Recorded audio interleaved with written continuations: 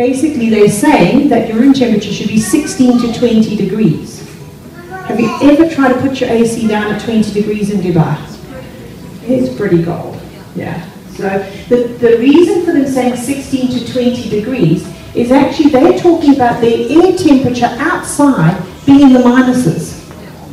And they're heating their rooms up to 16 to 20. Nobody has written literature about what it should be when you cool your room down. Yes, we want the room cool because babies don't do well and they can overheat if they're in a hot room. But if you've got an air temperature outside of 45 and you're trying to get your room temperature to 20, you're just going to freeze. So the new recommendations are actually that you are comfortable. So what do we average comfortable here? 21 to 23 degrees on our ACs. And actually if we went and measured our room temperature, then you would find your room temperature is anything from 22 to 26 even. Because what you're not factoring in on your AC dial is the outside air temperature. So the outside air temperature during the day, the sun actually warms your room up a little bit. And babies are quite comfortable in that. However, at night, we put our baby down to sleep. They're nice and snug and warm because the warmth of the day has kept the room nice and warm. We turn the AC on. We get into our pajamas and we hop into bed under a thick duvet next to a hot body. And we wonder why at 2 o'clock in the morning our baby won't settle. And that's because they're freezing. Okay? The AC's not got any colder, but what has happened is the outside temperature that was affecting the temperature in the room has lowered.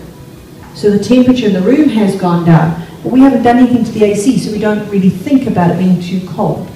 So when you put a baby in bed and you've covered them up, okay, and because of sudden infant death syndrome, we put them foot to foot, we cover them to the level of their shoulders, and we tuck those blankets under their mattress. So they can only go up, they can't go down under.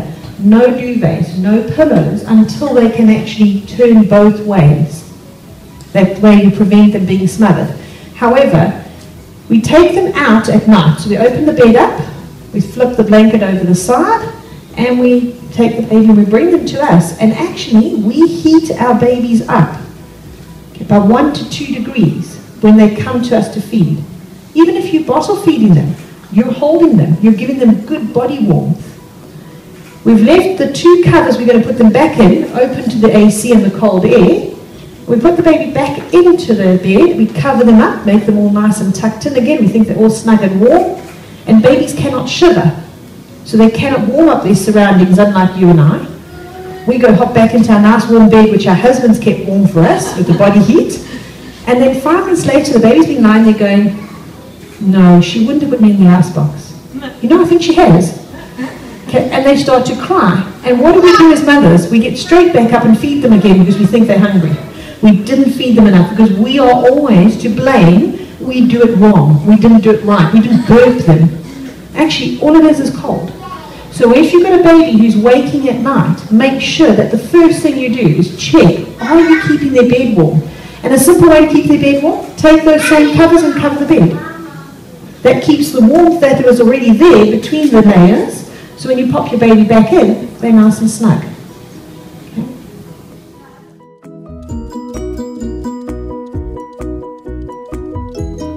And that's wrong. It's not that the breast milk doesn't give them enough calories to sleep through the night. Sometimes we don't eat enough to actually produce calorie-dense milk, and then they won't sleep through because the breast milk's not calorie-dense enough. And yes, you give them a bottle of formula, you're giving them calories, and they'll sleep through the night. But a lot of things are habit. Okay, so what we do when we actually start to establish sleeping routines affects whether we should or shouldn't give our baby a bottle. And a lot of moms want that freedom. Dads want to actually be able to not breastfeed their babies, bottle feed their babies. Because mom, when she breastfeeds her baby, gets such a nice feeling of that baby's eyes rolling back and they're all milk drunk. And it's such a good feeling. And dad goes, great, I get the poopy diaper. It's really good. I don't mind, but you know.